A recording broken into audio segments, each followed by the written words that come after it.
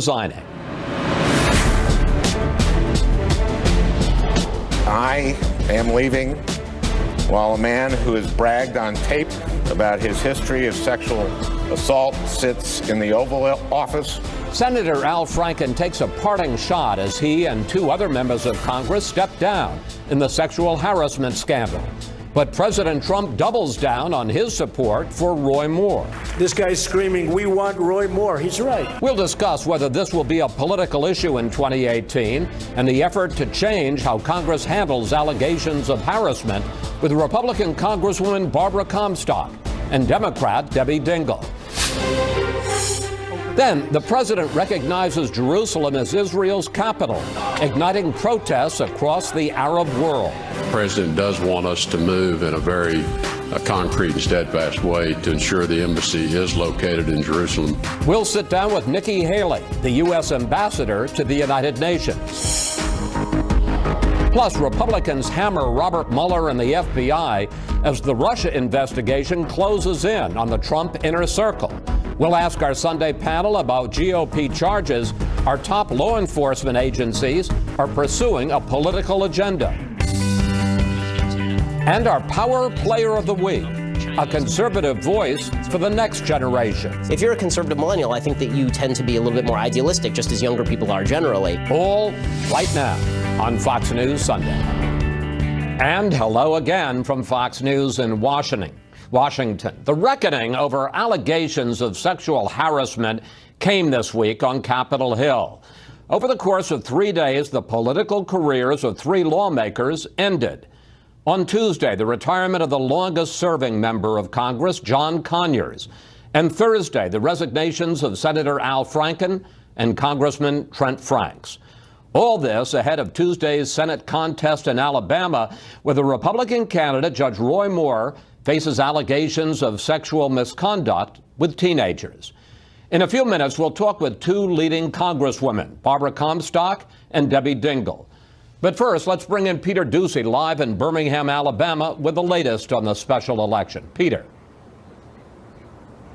Chris, the Senate candidate everybody has been talking about hasn't been seen in days. No events for Judge Roy Moore so far this weekend, but the Republican accused of sexual misconduct by multiple women is hoping to get by with a little help from President Trump and his friends. Election Eve in Alabama will feature a robocall from President Trump and a rally headlined by his former chief strategist, Steve Bannon. In a statement to Fox, the deputy campaign manager for the Moore campaign, Hannah Ford, says, quote, "Turnout is the key to victory, and we have pulled all hands on deck to activate Judge Moore's conservative and evangelical base. Our volunteers are on fire for the truth and are determined to stop pro-abortion, pro-taxes, pro-amnesty liberals from stealing their Senate seat."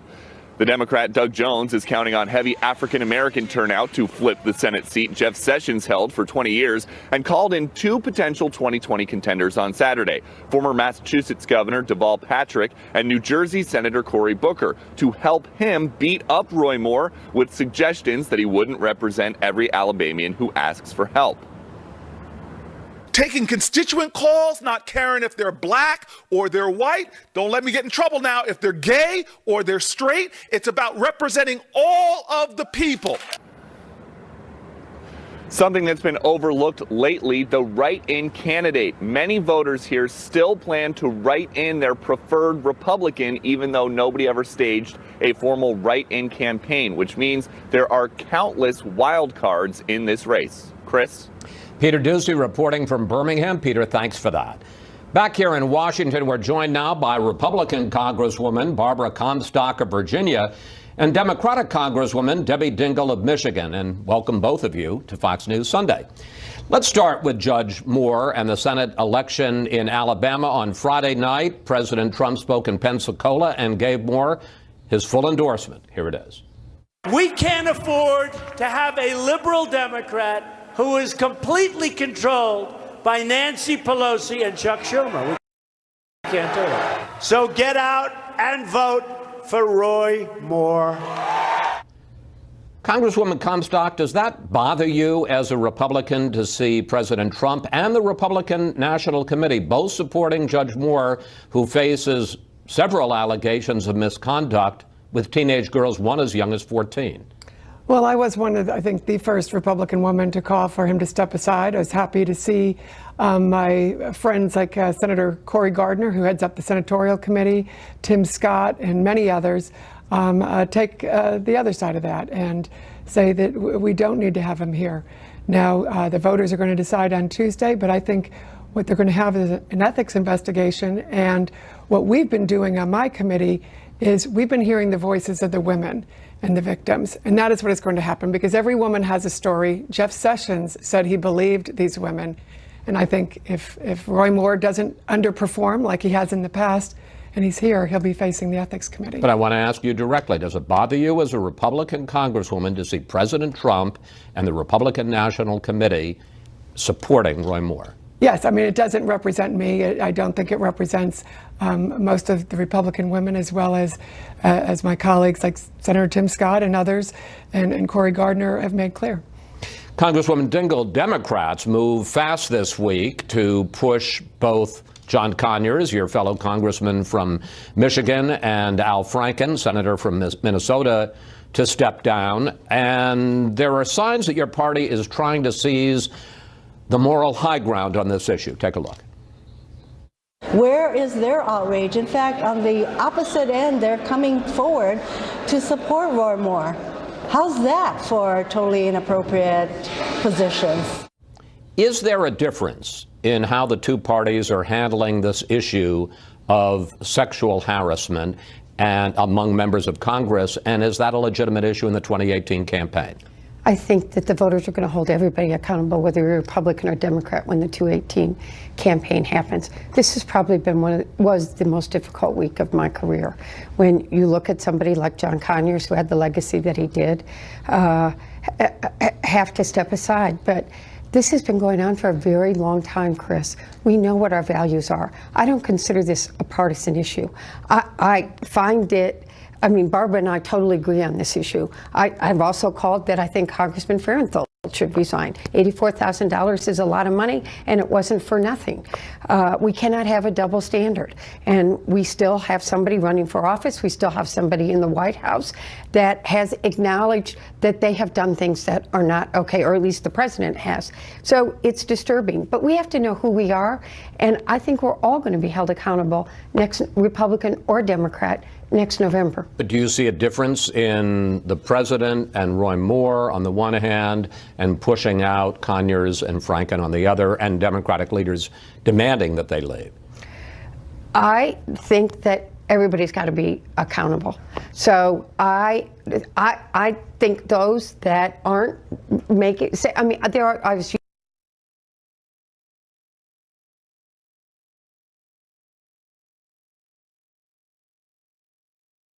you've seen sitting at this table, Republicans are calling for this man to step down, and Republicans have even criticized the president for what he did. I think we know what our values are. I think we know what we stand for, and I think the American people are going to hold people accountable next November. It's been clear from the past month, these issues aren't partisan. They've been in the media, they've been in entertainment, and that's why we took a look in Congress. I'm on the Committee of Jurisdiction. We were looking at this issue even before some of these stories came forward, because we knew if we were seeing what we saw in media, in the entertainment industry, and across all industries, that it was going to be in Congress too. And that's why we're going to change the procedures. We've already passed resolution, my bill on having mandatory training. And we know there's a lot more that we need to do both in Congress as well as with the public at large. So I think it's important, as Debbie said, that this not be seen as partisan, because it's a watershed moment where men and women are coming together across the partisan divide to change the culture here. And that's why you're seeing people leaving, Democrat and Republican. There's still some Democrats and Republicans there who have been asked to leave, who haven't left yet, but this is still going to be playing out. But let's focus too on the women and their stories, because we need to see what their stories are and how we can make them whole. And that's the real problem here, is that women have been denied their careers because of these men in power. And it's a power abuse, not really about sex so much as power abuse. Talk about that. We'll talk about reforms in a moment. But let's review what we have seen on Capitol Hill just recently. Excuse me. 3 members of Congress resigned this past week. 3 more have either settled sex harassment cases or face allegations. Congresswoman Dingell, how widespread do you think this problem is? I've heard reports that as many as 30 or 40 members of the House and Senate may face allegations of sexual harassment. I'm hearing those same rumors. The numbers grow each week. I don't know what the truth is, and I'm not going to deal in speculation. I'm going to tell you what I'm the most worried about, which is, and Barbara touched upon this, the only reason I didn't wander into it. I know this issue is very personal to me, but this isn't real. Everybody says this is a watershed moment. Is this really a watershed moment if it's not real for the tip waitress or the factory worker or somebody in a law firm or a teacher or a nurse or a doctor? And we need to look at the way that even those who have the courage to come forward in the last few weeks have been treated and been demonized. And that has been the people, we're all trying to wrap our head around this. It's happening so fast, and they're names that some had heard, some didn't know.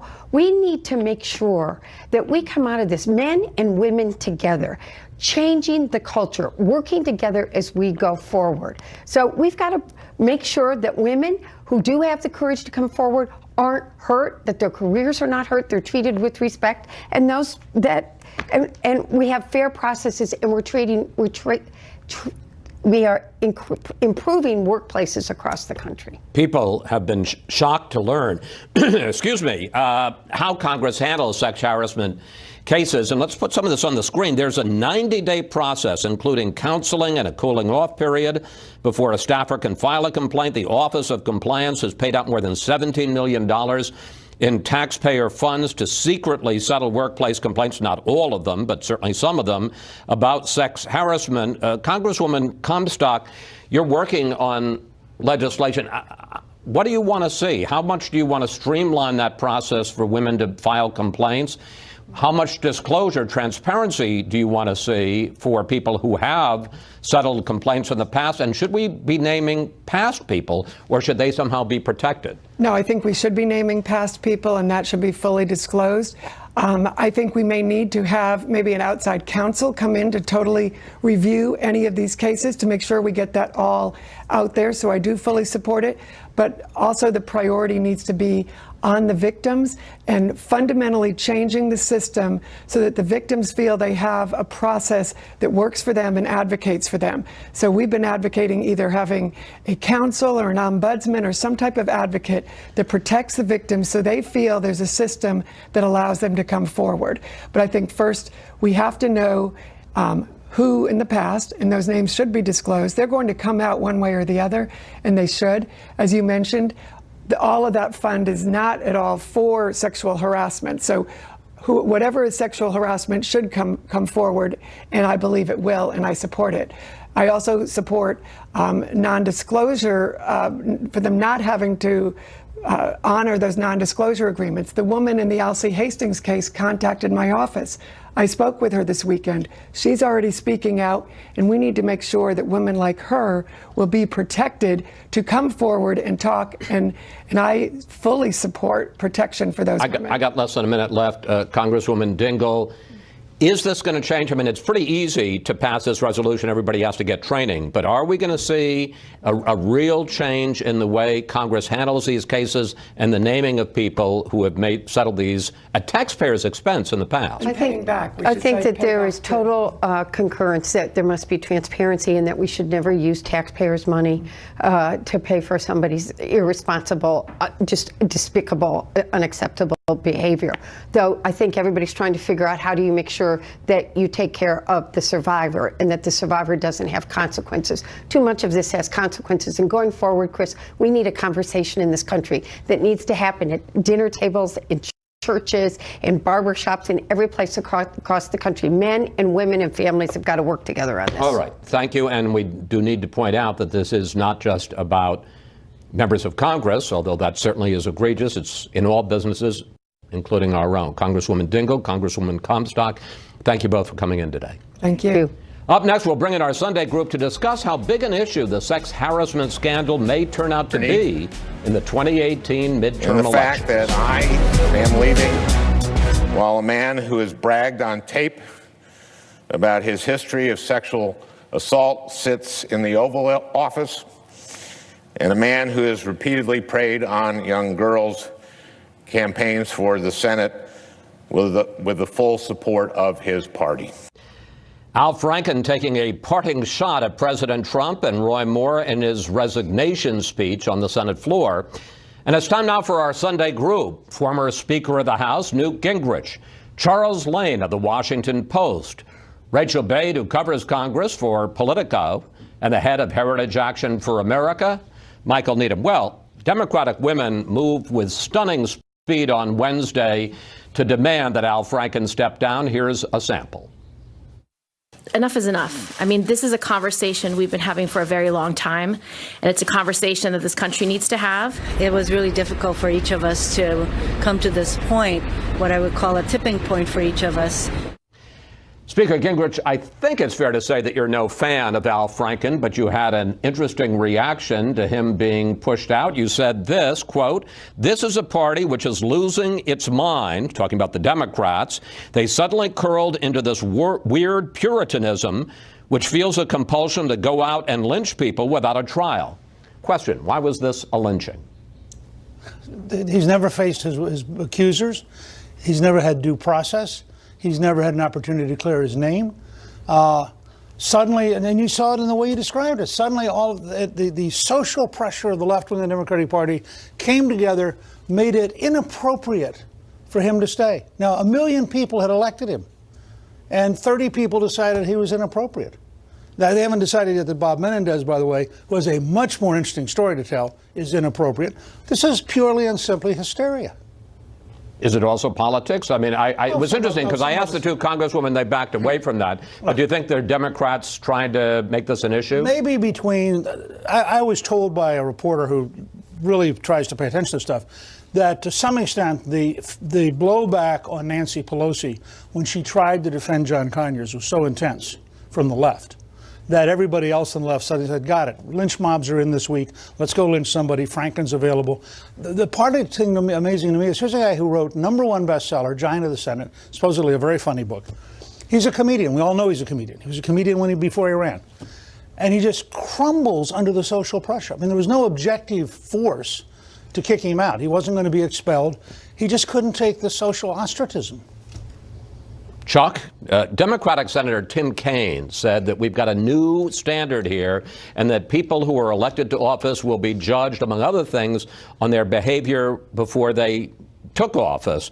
Do you have any problem with the pressure on Franken to resign? Was this, as the Speaker says, a lynching?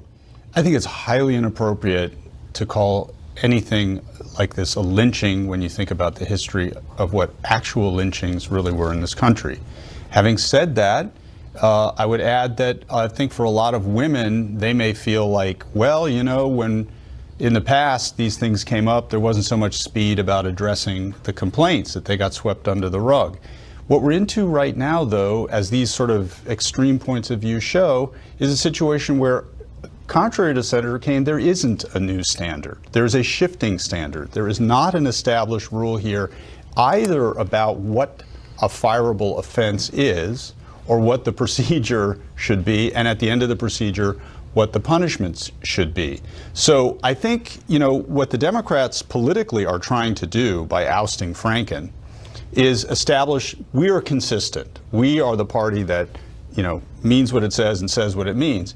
I would suspect that's going to be very difficult, actually, to sustain a consistent view of this, because every case is going to be a little different, and the politics are going to change constantly. And I think that was the wisdom of your two guests when they said this isn't a partisan matter, because truthfully, as cases come along, you're going to see it's very hard to be consistent about this. Let me just pick up with Rachel, because you cover Congress.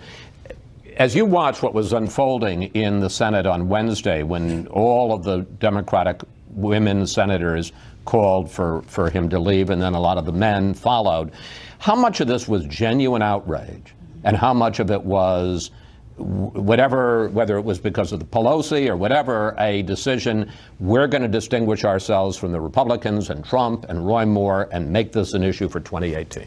I think it was both. From what we were hearing, these women in the Senate had been talking and texting about Franken, and they were uncomfortable with what the stories they were hearing, and there was sort of this agreement that if one more credible accuser came forward, they would all jump together and ask him to resign, and that's what you saw happen. However, I do think politics is seeping into this. Democrats have long sort of fashioned themselves as the party of women, and right now they're trying to show their base that they don't only espouse these verbally, but they act on these as well, and they're going to try to claim they have the moral high ground when 2018 comes and say, we pushed our members out who had this issue.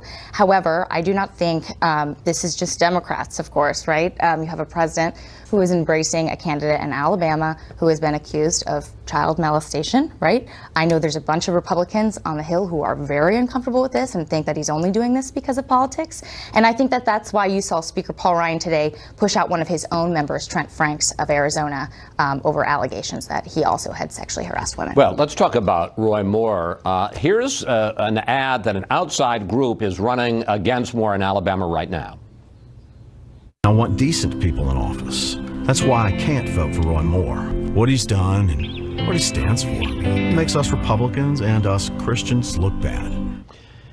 Michael, talk about the politics of the Roy Moore thing in terms of the sexual harassment issue. Also, does Moore win? And if he wins, will the Republicans in the Senate refuse to seat him or vote to expel him, which we heard a lot of talk about in the beginning, we're not hearing so much about now? Yeah, I think it looks like Roy Moore will win, and I think it looks like they'll have a Senate ethics investigation if he comes there, and I think Roy Moore should welcome that. He will be a more effective legislator if these allegations can be investigated, if the truth can come out, if that's not something that hangs over him, and the entire United Senate can be more effective at legislating if rather than every time you walk down the hall, you have to talk about this, that, or the other, and instead can point to an investigation. It relates to Al Franken. I mean, the other thing that didn't come out in this conversation about Al Franken is that Al Franken had absolutely no interest in being a serious legislator. He introduced 141 pieces of legislation amendments. Not a single one in his entire career, including time with a Democrat president, was ever signed into law. Al Franken was a mean-spirited bulldog who had no purpose in the United States Senate if he couldn't be a mean-spirited bulldog,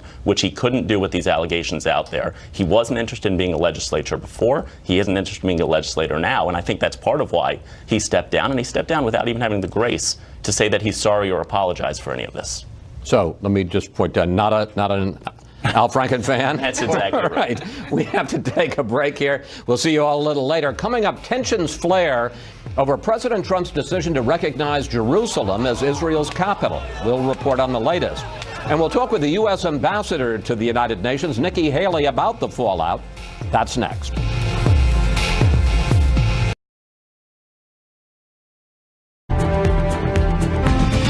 President Trump broke with decades of U.S. policy this week and set off protests around the world by declaring the United States now recognizes Jerusalem as the capital of Israel.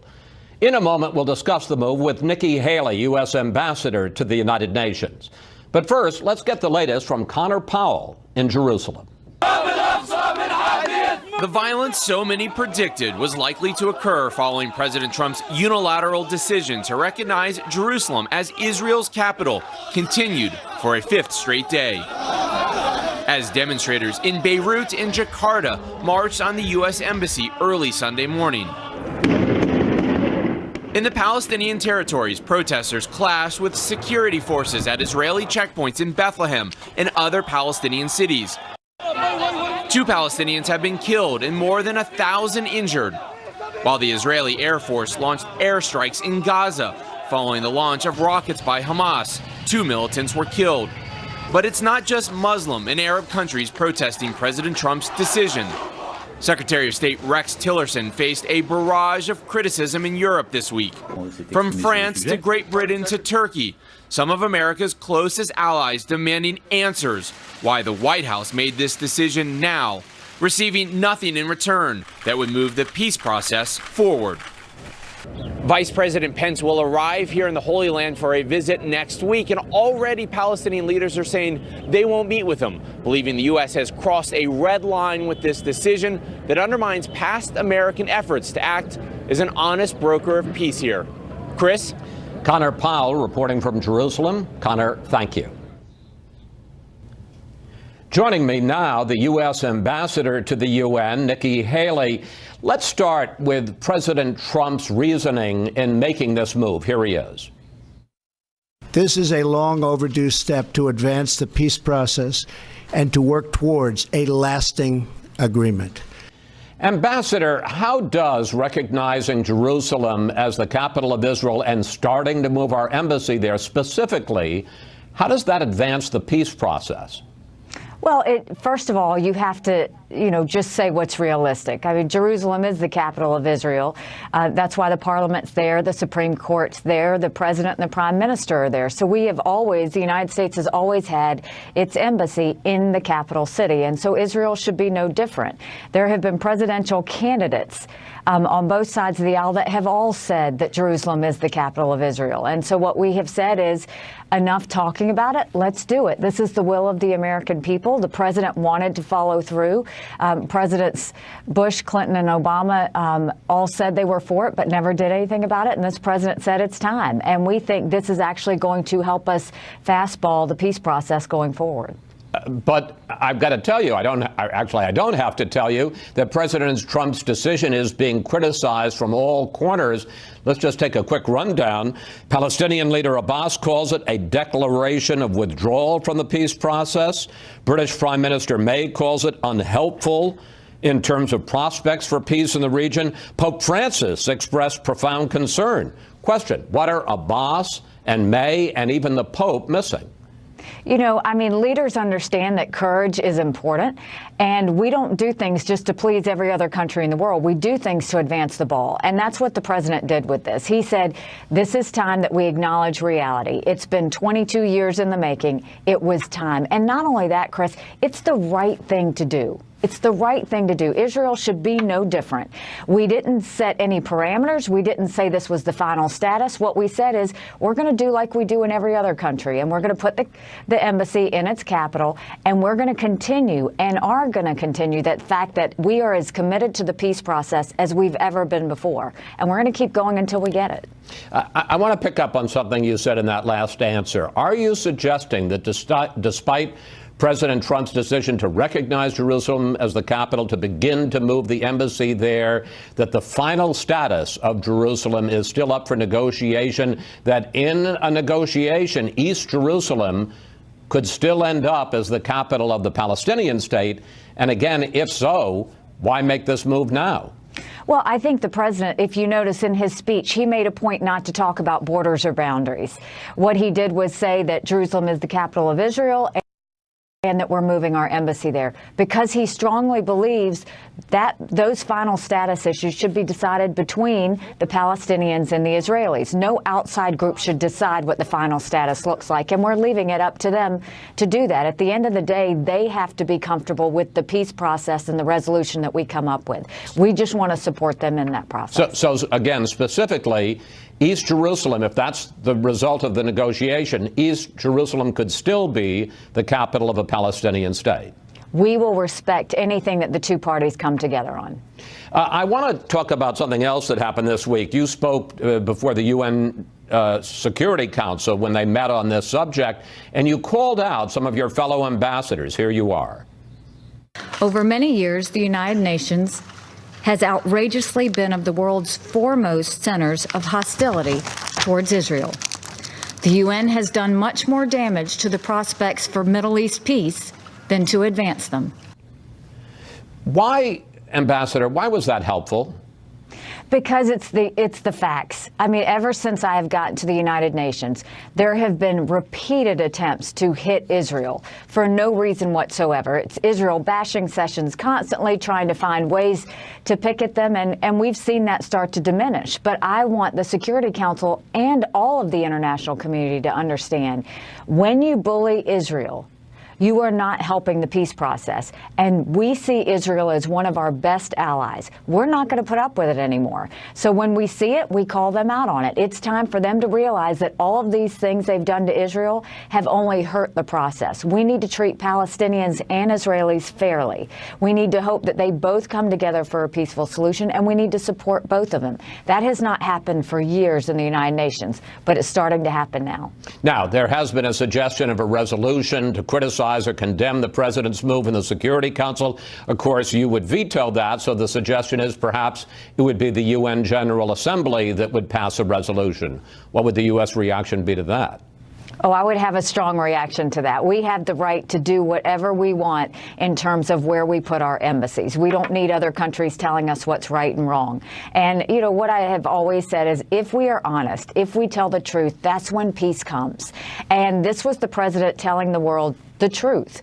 And this was him going through with the will of the American people who had asked for 22 years to get this done. And he had the courage to show it. And I think a lot of Americans have a huge sigh of relief because of it. And now hopefully we can see the peace process really come together. I want to change trouble spots in the world on you, which is part of your job, because at the same time, the United States is calling on the rest of the world, the United Nations, to impose and force sanctions against North Korea. You say that the world has cut off 90% of trade with North Korea, but only 30% of oil to North Korea. And I guess my question is, after all the efforts President Trump has made to cajole China, to pressure China, why is it that Chinese President Xi is not doing more?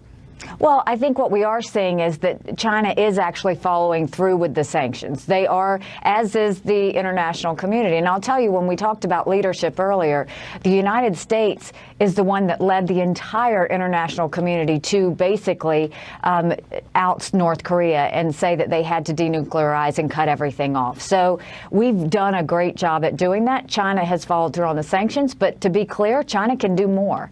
And we're putting as much pressure on them as we can. The last time they completely cut off the oil, North Korea came to the table. And so we've told China they've got to do more. If they don't do more, we're going to take it into our own hands, and then we'll start to deal with secondary sanctions. Well, I was going to ask you, why is it? Because certainly President Trump has launched a charm offensive and also a threatening offensive towards China. Why is it that President Xi refuses to do more? Well, I think, you know, President Xi has his reasons to have red lines. But President Trump and President Xi have a very good relationship. And for that, I think that's why we've gotten as far as we have in getting what we've gotten done. But President Trump is really starting to put the pressure on, saying that they've got to do more. Now it's time for China to respond. Let's continue in the region. The U.S. Olympic Committee says it intends to send a full U.S. team to the Winter Olympics in South Korea in February. But this week you said that that is still an open question. Here you are. I think it depends on what's going on at the time in the country. We have to watch this closely, and it's changing by the day. Changing every day. So what is the status on this Sunday? Is the U.S. going to send a full U.S. Olympic team to South Korea or not? Yes, we are. The only thing is we're doing in this Olympics what we've done in every single Olympics. If you look back, we have always talked about security in the Olympics. We've always talked about keeping our athletes safe. This is no different. And we are looking at the circumstances just to make sure we're doing everything we can. We're at the locations. We're starting to secure the process.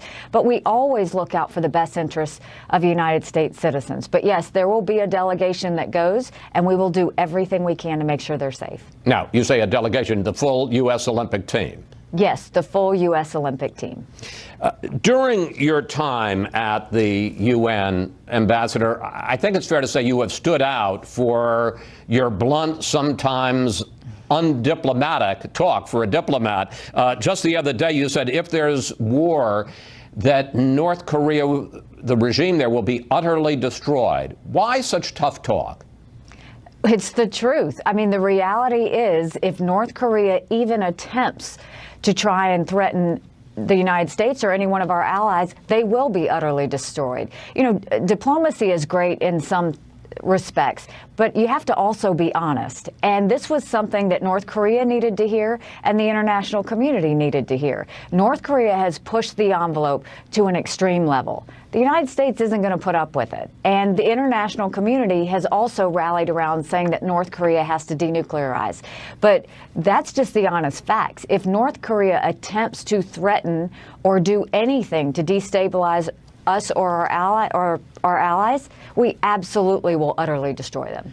So, given how well you reflect President Trump's approach, whether you call it diplomatic or undiplomatic, there's been a lot of speculation that if Secretary of State Tillerson were to leave his job sometime early next year, that the president might ask you to take the job. And you said this week that you would, quote, not take it. And I guess my question is, why on earth not? I have said for months that I am not interested in the Secretary of State position, and it's because I know that I am valuable here at the United Nations. I'm able to negotiate. I'm able to move the ball. I'm able to really diplomatically do what I need to, and then sometimes not diplomatically do what I need to. And so I think I'm effective, and I try and do the best I can for the president as well as the American people. And so that's why I choose to stay in New York. I just want to follow up quickly because I can understand why, given the fact that Tillerson hasn't left, you would say that. But I mean, are you making a Sherman-esque, and as a Southerner, you'd understand what that means, a Sherman-esque comment? Absolutely not. You would not take the Secretary of State job? I would not take it. I am perfectly happy in New York and trying to be as effective as I can, and will continue to do so as long as the president will allow me to serve. Ambassador Haley, thank you. Thanks for your time this weekend. Always good to talk with you. Thanks so much, Chris. Next, we'll bring back the panel to discuss the troubled state of Robert Mueller's Russia probe. Plus, what would you like to ask the panel about GOP allegations of bias in the investigation? Just go to Facebook or Twitter at Fox News Sunday. While new director Christopher Wray defended his agency. And we're back now with the panel. Well, there were several allegations this week about Special Counsel Robert Mueller's probe. First, that lead agent, FBI agent Peter Strzok, was taken off the case in July after Mueller learned he was sending anti-Trump messages to a colleague. Second, that top Justice Department official Bruce Orr had undisclosed meetings with two people involved with the so-called Russia dossier. Michael, how seriously does this compromise the Mueller investigation? Well, I think it certainly raises issues that need to be addressed. I mean, the entire purpose of the Mueller investigation, the reason many of us embraced it, was that the American people deserve to know the truth. They deserve to have a quick and thorough investigation so that we can move on from these innuendos and claims of things that have gone on. Now you look at this, the very best thing that can be said about Peter Strzok is he's completely unprofessional. For somebody in that role to be sending anti-Trump, pro-Hillary tweets. The FBI refuses, the Justice Department refuses to talk about what role did this Russian dossier that now we find out a top Justice Department official was involved in talking with the person who put it together. What role did that play in getting a FISA warrant to be able to investigate members of the Trump campaign? You have investigators on Mueller's team who've spent over $60,000 supporting Hillary Clinton and Democrats, defending the Clinton Foundation, defending Ben Rhodes, Barack Obama's national security advisor. That was all before. All before that. All of these are things that cause anybody who looks at this situation to say, is it possible for this team to put forward a fair investigation? I think Bob Mueller needs to come forward and regain the trust of the American people, give us confidence that this is all just coincidence and that there can be a fair investigation. Rachel, clearly, as Michael lays them out, there are some legitimate issues and questions here.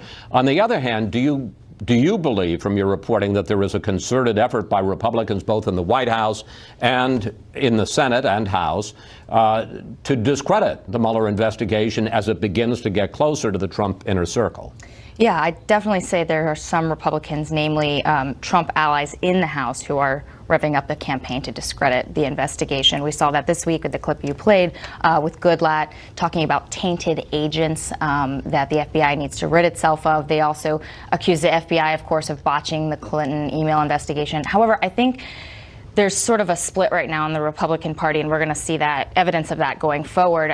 There are some, like Devin Nunes, who chairs the House Intelligence Committee that is investigating the investigator, who are calling for the FBI to be held in contempt of Congress. But you have people like Speaker Paul Ryan, Lindsey Graham, Trey Gowdy, the oversight chairman.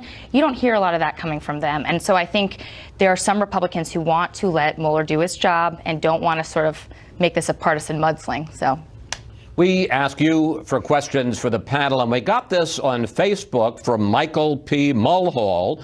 He writes, have the revelations of Special Counsel Mueller's investigation met the threshold for dismissal yet? Was it an egregious mistake by Special Counsel Mueller to stack his team with such highly partisan lawyers, and that's referring to what you said, Michael, about folks who had a history of supporting Democrats. Speaker Gingrich, how do you answer, Michael? Well, I think it's been a great disappointment. When Miller was first picked, I tweeted that I thought he had a great reputation that should stabilize the situation.